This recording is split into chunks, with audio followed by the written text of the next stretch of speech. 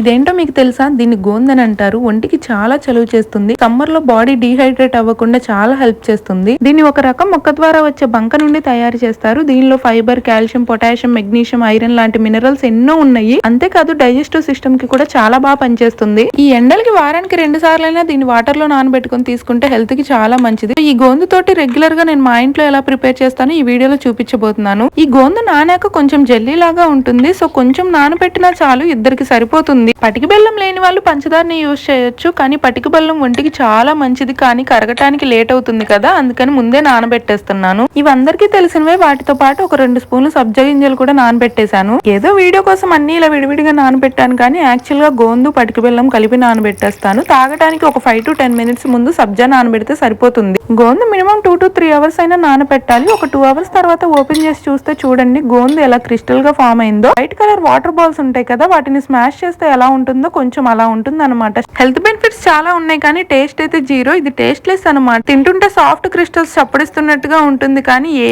Taste ఉండదు. ఇంక మూడిటికి తోడు ఇంకొన్ని వాటర్ ని యాడ్ చేసుకుని సర్వ్ చేసుకోవడమే. నాకైతే ఇలానే ఇష్టం. మా వారికి లెమన్ యాడ్ చేస్తే ఇంకా ఇష్టం, సో ఆయన కోసం లెమన్ యాడ్ చేస్తున్నాను. ఇలానే మాత్రమే కాదు, కూలింగ్ వాటర్, సోడా, ఇంకా డిఫరెంట్ ఫ్లేవర్స్ తో కూడా మీరు ట్రై చేయొచ్చు. ఈ ఎండల్లో వేడికి గోందు ఒక్కటి ఉంటే చాలు, ఒంటికి చాలా చలువ చేస్తుంది. ఇంకా వీటితో రకరకాల డ్రింక్స్, స్వీట్స్ కూడా ప్రిపేర్ చేయొచ్చు. కావాలంటే కమెంట్ చేయండి. అప్కమింగ్ వీడియోస్ లో ప్లాన్ చేద్దాం. నచ్చితే లైక్ చేసి, షేర్ చేసి, సబ్స్క్రైబ్ చేసుకోండి. అంతే ఈ వీడియో. Bye bye.